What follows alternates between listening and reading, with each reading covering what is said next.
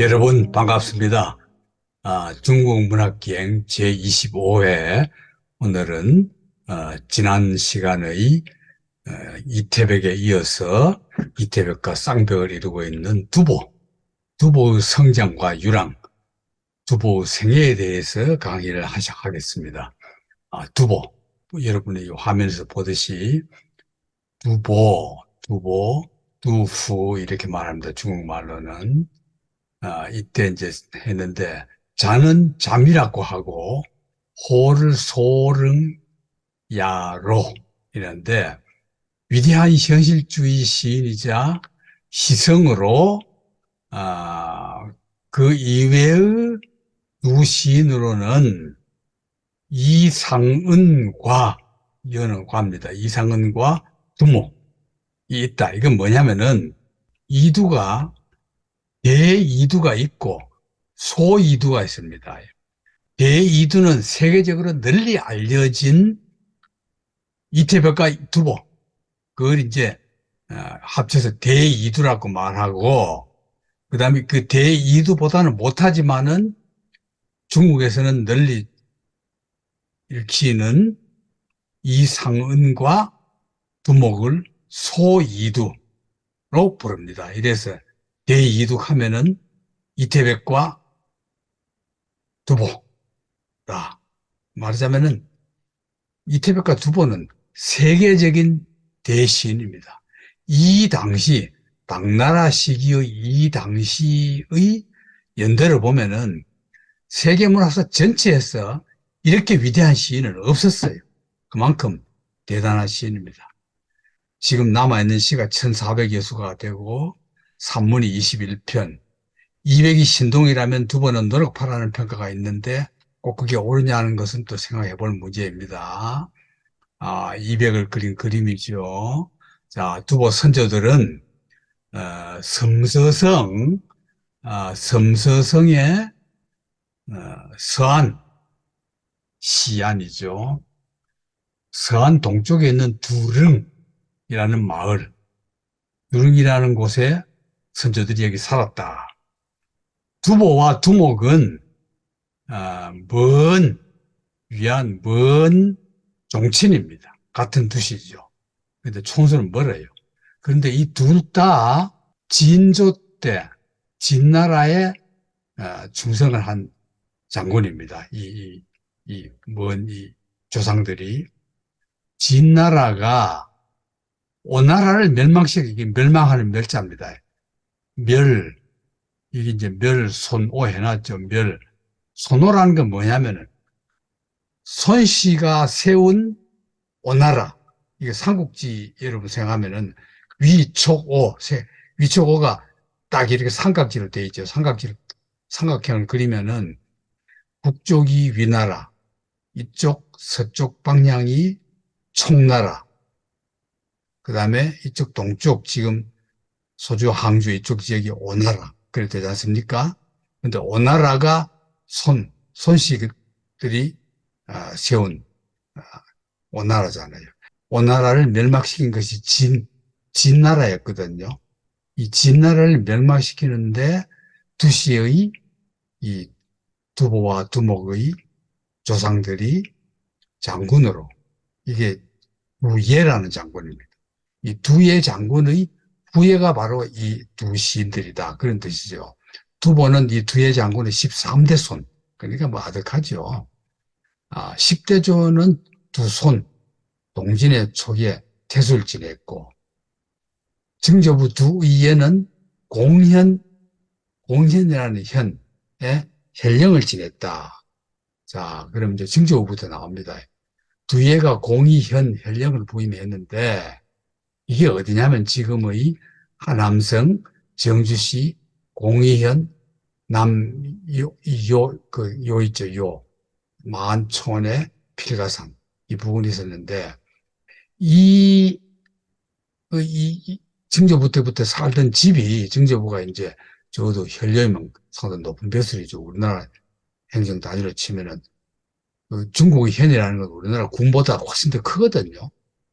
근데, 그 행정 단위로 우리식으로 여러분 이해하기 쉽게 말하면은 군수격되는 겁니다. 토굴이 있었는데, 토굴 가면 여러분, 저도 이 기록으로만 볼 때는, 굉장히 어렵게 살았다 생각하는데, 그게 아닙니다. 굉장히 고급 토굴이에요. 이게 토굴, 정조보가 세웠던 유명한 집입니다. 이 사진은, 조명희라는 일제 때 우리나라 유명한 하프 계열의 소설가, 1928년에 소련으로 망명해서 소련에서 1937년에 스탈린 치하에서 억울하게 죽었다가 나중에 복권되어서 동유럽에서는 동유럽에서는 조선문학 하면 조명희가 제일 유명한 그만큼 활동을 한 작가입니다. 굉장히 유명한 작가예요.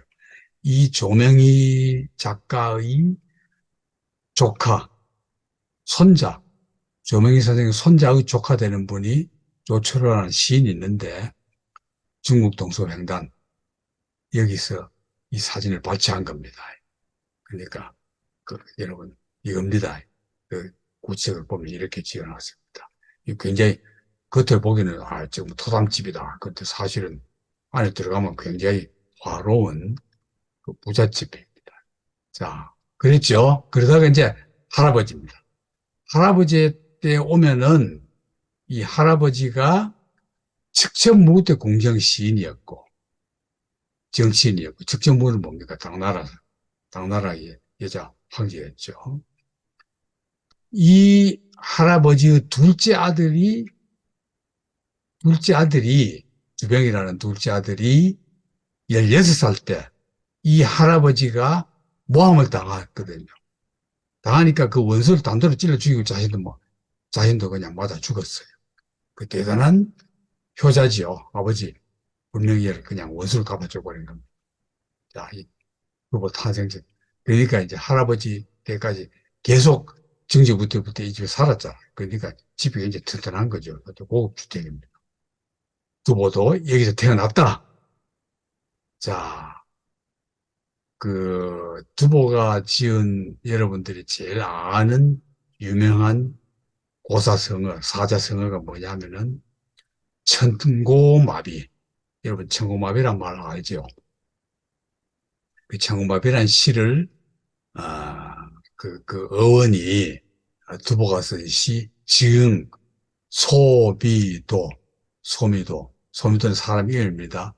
소미도에게 붙여, 소미도에게 주는 그런 뜻이죠. 구름은 깨끗한데 여사스런 비열이 떨어지고, 알하늘의 높으리 변방의 말이 살찌는구나.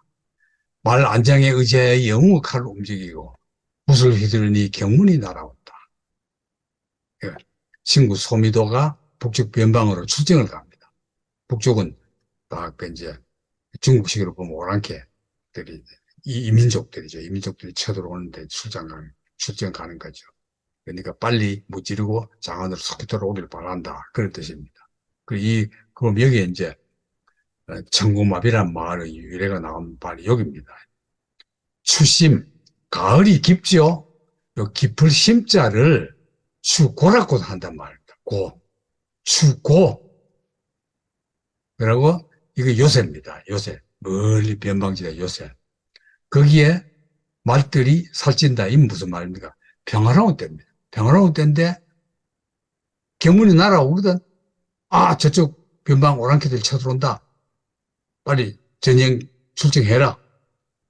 이게 이제 밑에 나오는 겁니다. 붓을 휘두르니 경문이 날아온다. 말 타고 살찌는 말을 타고 전쟁으로 나가는 거. 여기 말한 데서 이제 추 대신에 천 해가지고 천고마비. 살찐다는 것은 어떻게 보면은 굉장히 말이 살찐다는 것은 평화롭다는 것을 나타내는 거죠. 말이 한가하게 살이나 찌고 있으니까 일하나마 쭉 말할 텐데. 근데 이건 이제 이 시에 나타난 원래 어머니를 보면은 그렇게 힘을 길렀다가 위기를 맞으면은 전쟁터로 나간다. 그런 뜻을 담고 있는 겁니다. 자, 3살 때 어머니가 죽어요. 아버지가 봉천 등지 현영 지내다가 1살 때 이제 태어나는 겁니다. 두보가 이제 공연에서 태어났죠. 태어났고 청하 출신 최씨 어머니가 일찍 죽어요. 그러니까 계모가 들어오거든. 그러니까 두보는 이때 낙양에 있는 둘째 고모집에서 성장합니다. 근데 이 둘째 고모가 굉장히 훌륭한 또 그 에피소드가 있습니다. 이 두보가 3살 때 고모 아들과 함께 역병에 걸렸습니다. 이때는 뭐 유행병이 많으니까. 근데 이 고모가 자기 애는 죽게 두고 두보를 살렸습니다. 근데 이건 이제 뭐 일부러 두보를 살리려고 그랬는지 똑같이 다 간병을 잘 했는데 아들은 죽고 두보는 몸이 튼튼해서 살았는지 그건 몰라요. 그런데 어쨌거나 아들은 죽고 두보는 살았거든.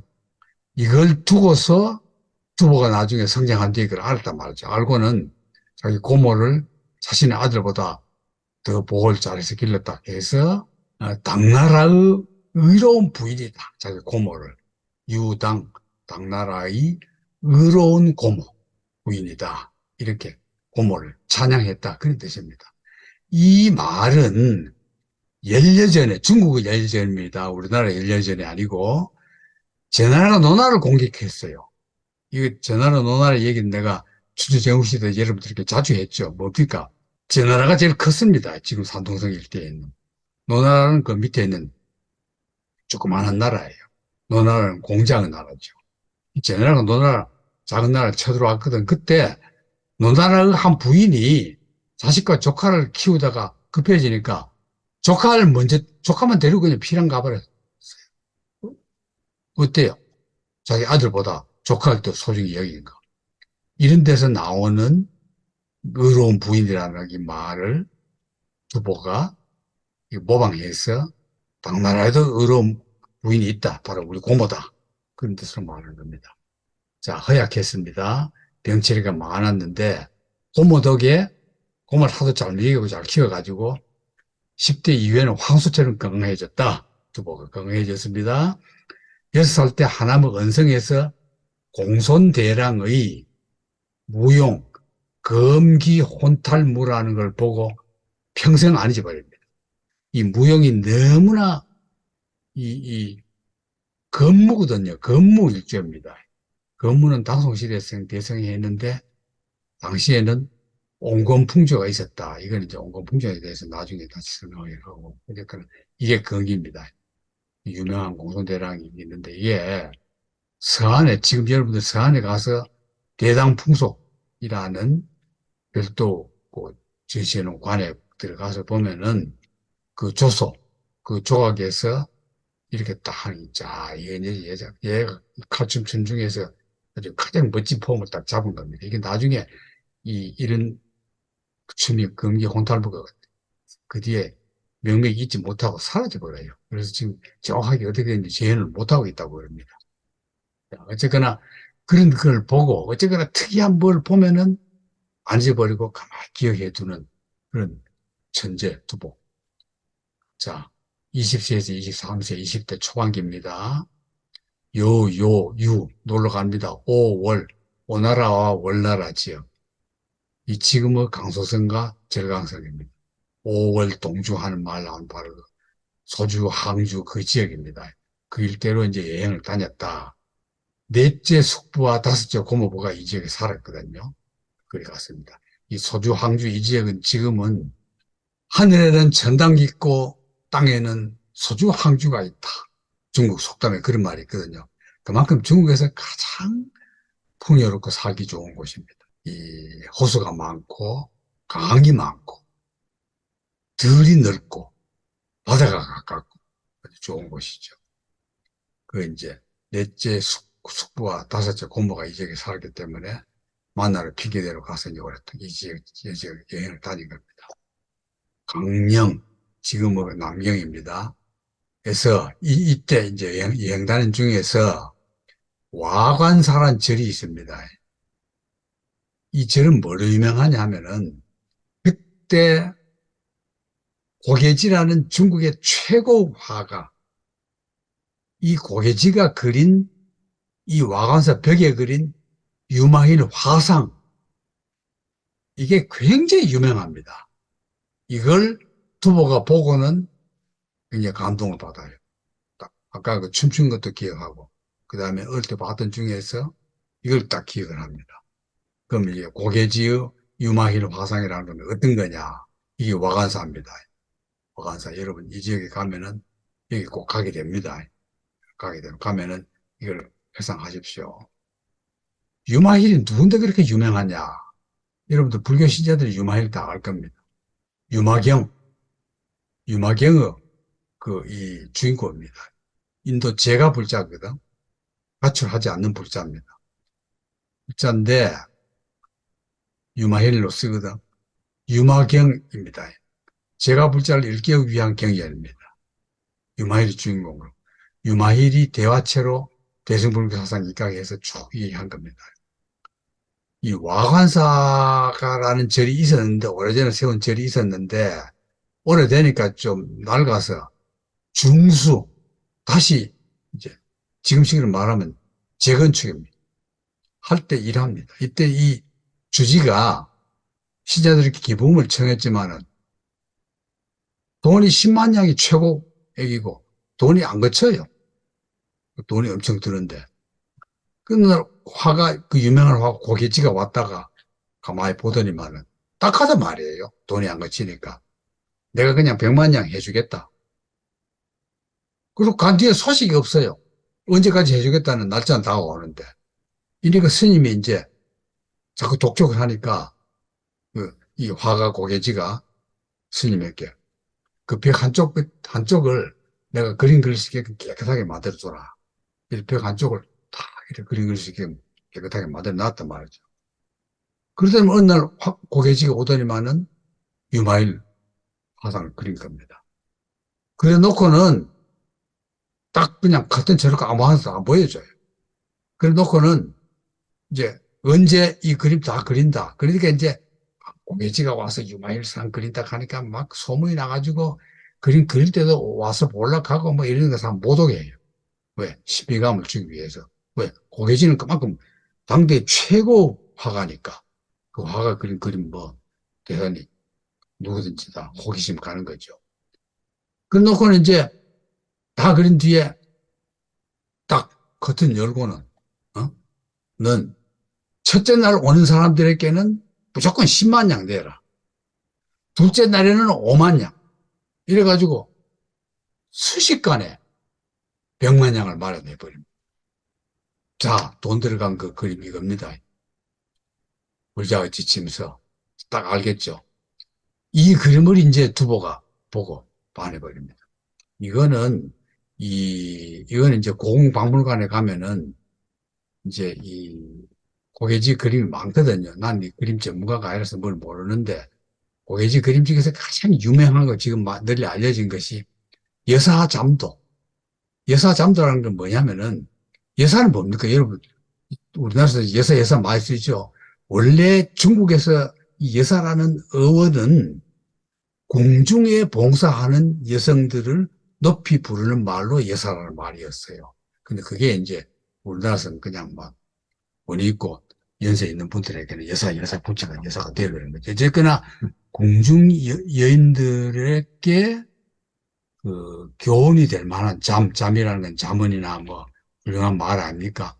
그러니까 공중 봉사 여인들에게 도움이 될 만한, 힘이 될 만한 그림 시리즈입니다. 이 시리즈가 이제 이렇게 여러 가지 나와 있는데, 어, 이건 뭐냐면은, 주로 이제 이 주제가 이 진나라 때 해제라는 왕이 있었는데, 이 해제가 굉장히 타락했대요. 타락했기 때문에 고개지가 이 그림을 통해서 타락한 해제의 이 표현적인 걸 훈계하기 위해서 그 왕에게는 충고할 수 없으니까 여자들에게 여자들에게 그 공중 여자들에게 몸조신하고 잘해가지고 왕을 타락하지 않도록 만들어내라 하는 그런 주제로 쫙 그린 시리즈입니다. 이 시리즈 그림 굉장히 많은데 이건 이제 한 여자가 뭐 이제 어, 누굴 한 여자가 누구에게 이제 감동을 주는 그 말로 이제 여자가 감동을 주는 그런 걸 그린 거고 이것은 또 한 여자가 제왕공이 이게 또 타락한 왕이거든요. 제나라 황공이라는 게 제나라 황공은 내가 여러분들이 그 주주정시회 때 얘기했어요. 이 어떤 사람입니까? 젊었을 때는 굉장히 고생을 해서 제나라 이제 와이 됐단 말이에요. 된 뒤에는 타락을 해가지고 처음엔 잘하다가 나중엔 타락을 해가지고 여자도 밝히고 그 맛있는 요리를 밝혀가지고 그 이 궁중의 요리사들이 왕한테 잘 보이려고 자기 아들 허벅지까지 삐져가지고 국을 만들어가지고 갖다 주니까 잘 덕분에 사람 고기 맛봤다고 하는 그 타락한 왕입니다. 이 왕이 나중에 죽은 뒤에 막 그, 그 판관들이 권력 쟁투가 나가지고 장례도 못 치러가지고 말이죠. 시신에 구데기가 들끓었다는 바를 그 타락한 왕입니다. 그 타락한 왕을 위희라는 여자가 타이르는 가나는 그러니까 뭡니까? 고해지가 그림을 그리는 거는 다 공중 여자들이 왕에게 올바른 행위를 하라는 그 교훈을 주기 위해서 그린 그림이니까 이런 걸 그린 거죠. 그래도 말 안 들어요. 권력자들은. 이거는 풍첩이 여다무, 풍첩 여다무이라는. 이건 뭐냐면은 이 여자는 풍첩이 이 여자는 호자가 아닙니다. 호자는 요게 이제 그 아재 자자가 되고 이건 이렇게가 여자죠. 그래서 이제 여라고 보니 이거 여는 뭐냐면은 막아낸다 그런 뜻입니다. 뭘 막아내느냐? 물리친다는 뜻이거든요. 물리칠 여자입니다. 막아서 물리치는 겁니다. 뭘 물리치냐? 곰을 물리치는 거죠. 여기 이제 공중 이제 왕하고 국궁녀들이 있는데 곰이 오는 걸 가지고 곰이 느닷없이 확 달라드니까 그걸 이제 hun첩이 창으로 이제 곰을 확 막아내는 거 그걸 이제 그린 거죠. 이게 뭐냐? 이것도 상징이죠. 일종의 상징이죠. 여사자마 이것도 이제 똑같은 겁니다. 이것도 또 막아내는 거예요. 가마, 가마타고 가는 걸 너무 화롭게 하지 말라는 그런 것도 그런 그림이고 전부 이런 겁니다. 이런 일련의 그림들. 이건 이제 그 절하고 관계없어요.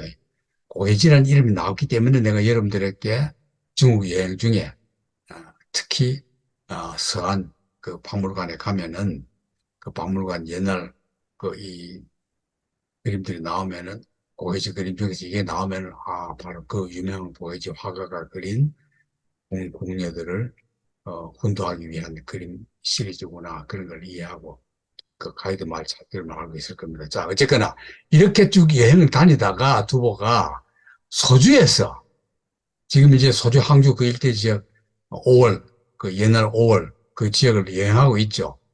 고모와 그 숙부들 집에 놀러 가서 다니다가 소주 항구거든요. 일본을 가버리려고 배까지 빌렸어요. 근데 포기하고는 그 소주 있는 관객이 전당각이 유명합니다. 여러분 중국 여행 가게 되면 전당각 꼭 보게 돼요. 그 가면 그 유명한 그 절도 있고 탑도 있어요. 그걸 건너서 월 9천을 수였던 회계는 산도 있습니다. 그 유명합니다. 회계산 부근에. 이건 이제 그 회계산 부근에 가면은 여러분들이 그 유명한 그 명필가 왕이지의 연못도 글 쓰던 왕이지의 그 글씨 쓰던 곳도 있고 굉장히 볼 게 많아요. 어쨌든 이 일대는 다 관광지입니다. 그것까지 그리로 가버립니다. 그래서 24살에 낙양으로 돌아와서 진사시험을 봤는데 녹취, 미피 녹취 그러니까 등록되지 않았다 쉽게 말하면 떨어진 겁니다. 글 못 써서 아닙니다. 글자 써도 떨어져요. 뼈가 없으면. 자, 이때 25살, 29살 때 또 이제 울적하죠. 그렇게 재주고 글도 잘 쓰는데 시험 봐도 안 되고 이래가지고 이번에는 제나라와 조나라 쪽으로 지금은 산둥성과 하복성 남부 이 방향으로 또 여행을 갑니다. 가본 데 말고 자꾸 새로운 데 가고 싶은 거예요. 이번 이 여행 중에서는 평생 그 친구인 소원명, 소예라는 소원명을 만납니다. 자, 30살 때는 다시 낙양으로 돌아와서 수양산 아래 토시를 짓고는 선전묘가 있는 수양산에 있었습니다. 이때 30살 때 그 옛날 결혼으로는 굉장히 만혼이죠. 양 씨와 결혼했다. 양 씨는 마땅 공무원이에요. 마땅 공무원 딸하고 결혼해가지고는 수양산 토굴 밑에서, 수양산 밑 토굴에서 신혼생활, 금슬은 좋았다. 이 수양산이 어떤 산이냐? 여러분 알죠? 백이숙제, 백이숙제. 뭡니까?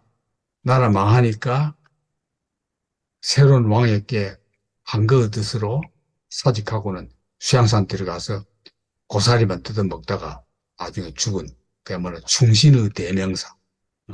절개와 충신의 대명사가 백이숙제죠. 그 백이숙제가 있는 그 산.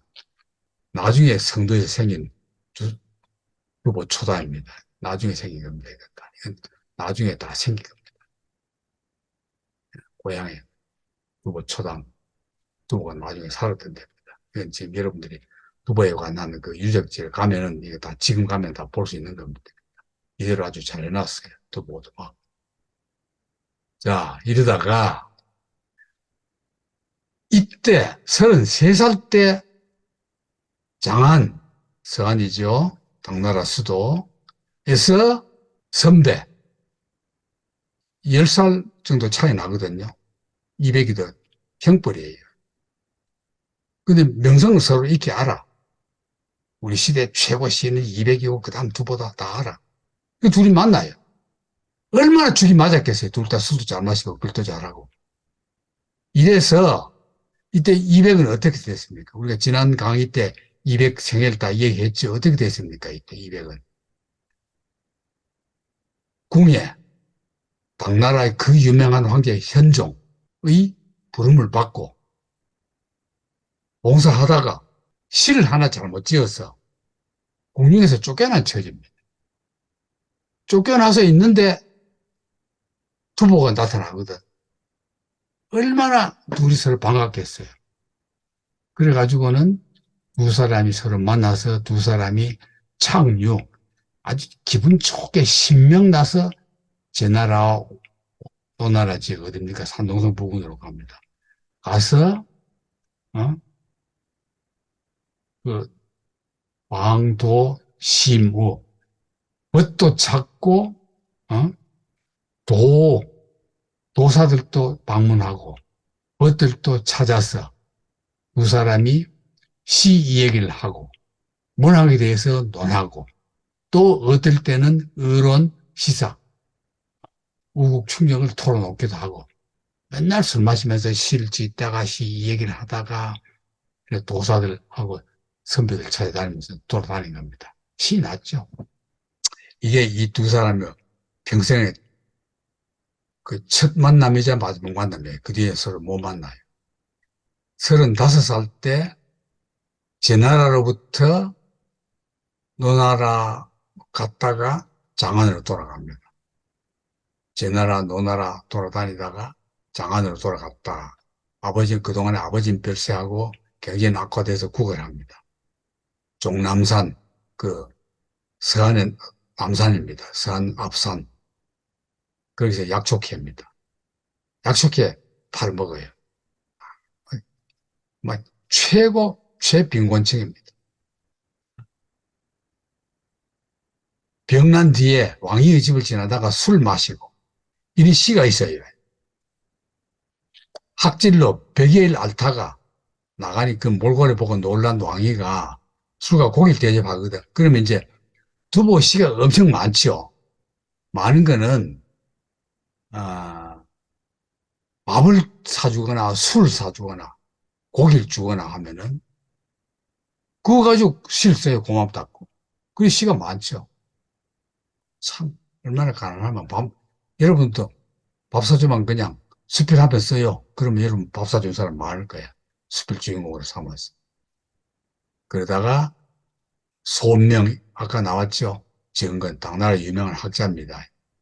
이 만납니다. 정건과 손명에게 드리는 글을 해가지고. 왜? 이 두 사람이 많이 도와줬어요. 밥 사주고, 수 사주고 많이 했습니다. 장안성 남쪽 하두성 초가집으로 이사를 갔습니다. 손님한테 대접할 술이 없어요. 그러니까 겸명자 꼭 보고 동전을 착각하기도 합니다. 배가 고파가지고. 아내 양씨 종친이 아내 그러니까 총수가 좀 먼 한 사람이 그때 군수가 됐다. 현역한다 하니까 아내가 애들 데리고 그렇게 갑니다. 애들 그래 좀 봐달라고 맡기려고. 쉽게 하면 거지가 돼가지고 먹을 게 없어서 아내를 그냥 친정 그 출산한 사람 집으로 보낸 거예요. 그 나중에 보면 굶어 죽었어요. 그런 장안에 있거든. 지사과 시험 봤을 때 또 떨어져. 왜 떨어졌느냐? 그 떨어진 이유가 있습니다. 이때 현종 밑에 있으면서 이림보라는 이 고관 하나가 무조건 불합격해버려. 그 자기 아는 사람만 합격시켜주는 거예요. 그 두보도 그 눈치를 알고 의지 안 합니다. 근데 고관들에게 계속 보냈지만 응답이 없어요. 이럴 때 이제 두보가 어떻게 하느냐. 이때 연은괴라는 제도가 있습니다. 연은괴. 이게 뭐냐면은 직전무직권부터 관직을 구하는 인재들이 글을 지어서 그냥 시험 안 보고 글 써서 그냥 무조건 궁정 앞에 있는 이 괴에다 큰 청동 상자에다 집어넣어 버려. 그러면 그걸 딱 빼가지고는 예비심사 해가지고 괜찮은 것들은 왕에게 바쳐. 왕이 읽어보고 좋으면 불러요. 근데 두보가 계속 여기 글 넣었어. 이인보가 너무 잘 썼거든요. 너무 잘 쓰면 어떻게 해요? 자기 라이벌이니까. 합격 안 시켜줘. 대기자 명단에 올라와있어. 근데 계속 넣으니까 그 현종이 두보 글을 보게 돼요. 그리고는 현종이 직접 부릅니다. 이인보가 얼마나 나쁜 짓을 했느냐. 그러다 죽거든.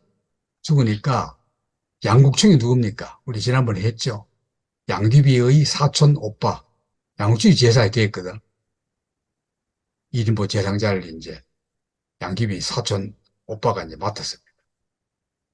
그러니까 양국충이 보니까 이인보가 안록산 반란 일으킨 반란군 수계지요. 안록산을 사주하에서 모한 도모했다고 해가지고 죽은 이인보, 일인보 묘를 파져가지고 그냥 영지처참한 그런 이인보가 이미 이인보 어째 나쁜 짓 많이 했어요. 당나라를 망치는데 일조를 한 거죠. 가을에 고적, 장삼, 제왕이 다 유명한 사람입니다. 당대 유명한 무사들이에요. 대안탑에 올라가요. 여러분도 서안에 가면은 반드시 대안탑에 가게 됩니다. 대안탑에 굉장히 얽힌 얘기들이 많은데 대안탑 꼭대기에 올라갔단 말이에요. 올라가서 이제 다 한 수씩 시를 써요. 쓰는데 이때 두보가 쓴 시가 굉장히 감동적이에요. 여러분 이건 이 시는 좀 외워두세요. 나는 세속을 초월하는 마음이 없다. 여기 오르는 온갖 근심이 솟아오르네. 아, 두보 마음 참 잘 나타난 겁니다. 되게 절에 가면 좋다. 세상 따라서 나도 여기 살았으면 좋겠다. 그런 얘기만 하잖아요. 근데 두보는 그러지 않아. 난 이제 와도 세상 초월 안 해. 세상 잘 돌아가게 하고 싶은데 내가 그런 능력이 없어. 그래, 거짓말 쏟는다. 이게 두보 자세입니다. 이게 대안탑입니다. 현종이. 자, 당 현종에게는 원래 그 무해비라는 아내가 있었단 말이죠. 먼저, 왕비가. 있었는데, 무해비를 잃었어요. 자, 요 밑에 먼저 보십시오. 현종은 무해비가 죽었거든. 죽은 뒤에 그 무해비를 죽으면 되게 이때는 당나라 때 불교가 생겨가지고 그 죽은 사람들의 그 혼백을 절에 모십니다. 절에 모셔놨는데 그 자기 아내의 혼령에게 명복을 빌기 위해서 그 절에 갔다가 거기에서 만난 게 누구냐? 양옥환이라는 나중에 양귀비가 되는 겁니다. 이걸 봐요. 그럼 양옥환은 왜 그 절에 있느냐? 우연히 그 절에 있는 게 아닙니다. 양옥환이라는 이 여자는 현종과 무해비 사이의 아들, 수왕, 쉽게 말하면 현종 아들, 자기 아들이 비로 선택됐던, 아내로 선택됐던 여자예요. 근데 아들이 죽거든. 죽으니까 이게 이 왕실에 선택됐던 여자는 그 바람 피우거나 뭐 재혼하거나 이러면은 왕실을 모독하는 게 된다 해가지고는 무조건 절로 보내요. 절로 보내가지고는 그냥 머리까지 스님이 돼가지고는 그냥 계속 수절하면서 일생을 보내도 그러면 안 된단 말이죠. 갔는데 딱 아들 명복도 비고 갔더니만은 그 여자가 있는데 보여요. 아, 이쁘단 말이죠. 지금은 자기 며느리 감이었는데. 보고는 반해가지고는, 야, 참, 이런 패륜이 어디 있어요? 응? 아무리 여자가 없어 자기 아들 선택했던 여자를. 그래가지고, 그럼 이때 중국은 그 당시 공중부성 중국부여로 우리나라도 마찬가지였는데, 그 비구나 뭐 이런 사람들 못 들어와요. 여자들은 저를 못 들어옵니다. 부다이나 그런 사람들 못 들어오도록 돼 있거든. 그러니까 도사를 배신시켜요. 배신시켜가지고는 입궁시켜서 이제 애인으로 삼아버린 거죠. 현종이 62세 때, 양귀빈이 27세. 이게 말이 됩니까? 그러니까 나라 망하죠, 양귀빈이. 자, 이 두보 시입니다. 이 시가 아주 유명합니다. 아름다운 여자잖아요. 아름다운 사람들이 가는 아름다운 사람들의 행렬, 아름다운 사람들의 행렬, 여인행, 그런 겁니다. 여기다 이제 그걸 그대로 다 써놨어요. 이 전문을 써놨는데, 이건 너무 현대적으로 조각해가지고, 그냥 옛날 고전비가 없어요. 뭐, 옛날 그 여자들 평가도 지금처럼 이래 했는지 모르지만, 이건 너무 현대적인 조각이라서, 별 가치가 없는 조각이에요. 자, 여인행입니다. 이 두보가 장안에서 이제, 황실의 사til 부각시킨 걸작인데, 이거는 이제, 미리 제가 이제 내용을 잠깐, 딱 평가를 하면은, 이 시가 참 천하의 명시인데, 첫째 이 시가 명시인 이유는 관찰력. 얼마나 세밀하게 관찰하는지 몰라요. 그래서 두보를 리얼리즘 시이라 이렇게 부르잖아요, 우리가. 200하고는 다르죠. 200은 개념적으로, 관념적으로 이런 뭔가를 그려버리거든요. 폭포가 땅 떠좀 백발삼천장 하고 뭐, 그런 식으로 하늘에서 강이 내려온다. 뭐 이런 식으로 말해버리죠. 폭포 내려오면. 두보는 그게 아니야.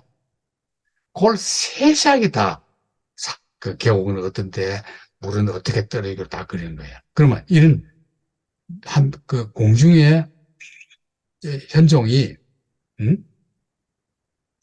이제 그 양귀비를 비롯한 양귀비 그 언니들을 다 그냥 조그마한 고을에 왕비를 만들어 가지고는 막, 그냥 오는 게 아니라 막 온갖 이 보석을 걸고 그 당시 최고 그 옷을 입고는 전부 다 마차를 타고 그 행렬이 그냥 쫙 이렇게 경호대까지 오니까 얼마나 행렬이 길겠어요. 그걸 그냥 거쳐가지고 이제 가는 예, 연회장으로 가는 그, 그 행렬 쓴 시가 바로 여인행이단 말이죠. 요래 그림으로서 두보가 참 영민하게 한 것이 이걸 보면은 독자들은 여러 가지 생각을 할 수 있습니다. 아, 백성들은 배가 고파 굶어 죽어가는데 왕실의 것들은 이렇게 화롭게 차리고는 저렇게 화로운 행렬로 가서는 저렇게 아리따운 곳에서, 화청지, 아리따운 곳에서 화로운 파티를 하면서 온갖 만난 것은 다 갖다 놓고 진수성찬 내놨는데도 멧돼지가 하도 불러가지고 별로 먹지도 않고 젓가락만 몇 번 까짝까짝 하고 다 남기는 거. 그걸 이 시에서 그대로 그리거든요. 그럼 이건 이제 왕실에서 볼 때는, 야, 어쩌면 우리의 행렬을, 우리의 파티를 이렇게 멋지게 잘 그렸느냐. 고맙다. 이렇게 느끼도록 만들고, 일반 서민들 독자가 볼 때는, 이야, 왕실 이렇게 때려 죽일 놈들, 육시할 놈들, 이렇게 양면성이 있습니다. 쉽게 말하면은, 만약에 두보가 이렇게 안 쓰고 고발로 썼으면은 금방 쫓겨나죠. 그걸 보면 보십시오. 자, 3월 삼진날 날은 맑은데 장안 물가에 미인이 많다. 외만자태 와한 신기는 정숙하고도 순진하고 설결 매끄럽고 몸매 균형 잡혔네. 몸을 딱 그렸죠. 미인에다가 몸매만 나와서. 그 몸매 위에 뭐 있습니까? 옷을 입었겠죠. 그 옷은 나와. 순어인 비단 옷 보면 눈부시나니 그 옷에다가 또 보통 옷입니까? 금실로 공작을 수놓고 은실로 기린을 수놓은 것일세. 그런 옷을 딱 그렸어. 그다음 머리 대가리는 어떻게 했냐? 응? 빛이 흔들리는 족들이 긴 머리 덮었네. 그 다음에 이제 앞에 다 그렸죠. 그 다음에 등 뒤에는 무엇이 보이나? 등 뒤에는 치마 허리 구슬로 눌러 놓아 몸매와 잘 어울리네. 그 다음에 구른 장막 속으로 나가는 양귀비 일가. 어? 예국, 백국, 진국 부인을 하사받은 사람들이었네. 이게 뭐 감투입니다. 붉은 낙타 등으로 만든 요리. 이제 다 가서 보면은, 그러니까 막 진, 진성이 차는 곳으로 이제 화정지로 향해 가고 있어. 근데 붉은 낙타 등으로 만든 요리 푸른 소태에서 건져내. 붉은 낙타 등으로 만든 요리가 어떤 건지 난 여기서 처음 들어보고 그 뒤에도 명령 이런 요리 지금 중국에 있는지 없는지 모를 정도인데 여러분 한번 조사해 보십시오. 수정쟁반엔 생선 안주 담겨 있네. 이제 요리 차리는 게 딱 나오죠. 그 다음에 또 많이 먹어서 배가 불러가지고 평소부터 기름기 끼가지고 무소불 젓가락 맞아. 전부 그것도 젓가락도 되지만 무소불 젓가락. 오래 데이지 않네. 뭐 그냥 조금 이래 뭐 한 점 찍어가지고는 반 입을 물고는 또 가만 놔두고 뭐 배가 부르니까 안 먹어도 돼. 그런 거예요. 요렇게 하기 위해서 요리사들은 방울칼 헛되이 울리며 칼질하여 부상하게 고기 처면에 방울칼은 뭐냐면은 공중조리사들이 이제 칼에다가 이래 하면 딱 방울 울리게 요리해 놓은 겁니다. 근데 이제 일설을 이해하면은 칼질 하다 하면은 방울이 막 노래 소리도 낸다고 하고 뭐 소리 안 나기도 한다는 말은 그 방울칼. 그러니까 뭐 조리사들이 쓰는 칼 하나도 다 멋지게 나는 거예요. 사창. 내시들이 먼지 하나 안 내고 말 몰아오고 어떻게 물 뿌려가지고 뭐 먼지 안 난 재주가 있나 뭐 물 뿌려 왕 온다 하면 먼지 안 나게 물까지 싹 뿌려가지고 아이 얼마나 고생입니까? 공중에나 앉아있지. 어제는 지방에서는 쉬지 않고 팥짐이 보내오네. 피리소리 북소리 애절하여 귀신마저 감동할 지경인데 어? 거기다 풍악으로 열라 하는 거야. 선진과 시종들은 어지러이 새끼 상자로 몰려든다. 응? 뒤에 오는 말탄 자는 어찌 저리 거드름 피우는가. 상당히 센 인간이 하나 오는 거죠. 귀부인의 장막 앞에서 내리더니 비단방에 드네. 버들꽃이 눈처럼 날려 개구리 밥을 덮고. 근데 이제 바깥 풍경입니다. 버들꽃이 촥 날리니까 버들꽃이 나무에서 높은 데서 떨어져요. 그러면 그 연못에는 개구리 밥이 있잖아요. 거기에 이제 덮는 거예요. 푸른 새가 붉은 수건 물고 날아가네. 뒤에 오는 말탄자는 어찌 저리 그들은 피우는가. 손댈 만큼 큰 새도이니 가까이 가지 않도록 삼가하여 승상은 노여움을 피하라. 어? 그 측근들이 이제 다 버려놓고는 측근들이 제일 늦게 탁 그들은 피우면서 나타나는 거예요. 자, 이게 이러니까 양귀비 사촌 오빠 양국총이 이제 지금식으로 말하면 국무총리야. 총리잖아요. 장안 일대에 2개월 동안 장마가 있어요. 그러니까 양국의 왕이 농민들 피해와 흉년을 걱정하거든, 왕이. 그러니까 왕이 시절 가려고 그래. 그러니까 왕이 시절 가면 막 그 장마로 크지 않는 농작물, 특히 벼. 그렇죠. 그러니까 벼 같은 걸 그래도 빼올려. 그걸로 해가지고. 도대체 이런 관리. 왕은 눈을 피하는 거죠. 예.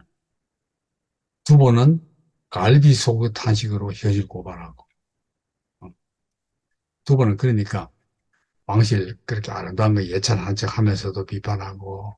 우리가 그냥 그 자기의 그 이 성정상 도저히 못 있겠단 말이죠. 서남부 소수민족 토벌전에 장경들이 풍수병 때문에 안 가려고 그러니까 양국식이 어떻게 하냐. 발목에 사슬 치고 동원하는 거예요. 여러분.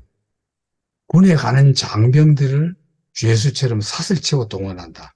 그 군인들이 열심히 싸워주겠어요? 나라 위해서? 그 관리들이 그런 나라 망하는 거죠. 두보가 거기 있다가 왕궁에 있다가 하스가 현위 치안난답니다. 지방 발령받으니까 안 가. 안 가다가 우위솔부병조 참군. 이게 뭐냐? 이건 수락해요, 이 두보가. 왜 수락하냐?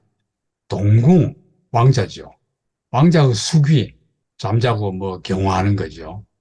의장, 이거 담당이야. 제일 편한 궁중 내의 관직입니다. 정식 관계 없고, 응? 나쁜 짓도 안 하고.